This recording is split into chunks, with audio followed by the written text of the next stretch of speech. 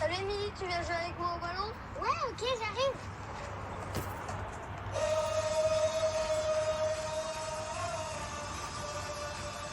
La gestion de crise en CPTS, c'est comme une coupe du monde de rugby. L'intégrité, la passion, la solidarité, l'organisation, le respect sont les caractéristiques du rugby. Elles rejoignent complètement celles des valeurs associatives de notre CPTS, qui est avant tout un collectif de femmes et d'hommes de terrain regroupant des professionnels du sanitaire, du social, du médico-social et les collectivités locales engagées pour mener à bien la transition dans le domaine de la santé et répondre ensemble à un défi commun, préparer la réponse à la survenue d'une hypothétique nouvelle crise sanitaire. Comment? En élaborant un plan de gestion de crise. Comme au rugby, c'est en mettant en commun toutes nos énergies que nous avancerons, une action après l'autre. Chez CPTS PDAE, c'est ensemble que nous progresserons dans l'élaboration du plan de gestion de crise pour qu'il soit une réussite collective. Comment? Dans un premier temps, comprendre ce qu'est une situation sanitaire exceptionnelle et qu'est-ce qu'une crise sanitaire, quelles sont les typologies de crise sanitaire auxquelles nous pouvons être exposés. Afin d'y répondre, plusieurs étapes. Création de l'équipe projet constituant le comité de pilotage, le staff en gros, en désignant son référent, l'entraîneur, le coach, moi en l'occurrence. Définir son mode de fonctionnement, son entraînement, le nombre de séances nécessaires pour une stratégie gagnante.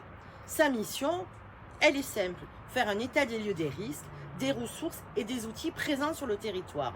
En fait, connaître son équipe et ses adversaires surtout. Évaluer les risques du projet sous forme de SWOT.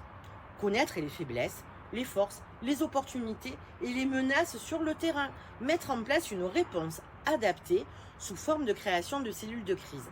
Adaptables en fonction de la survenue des crises.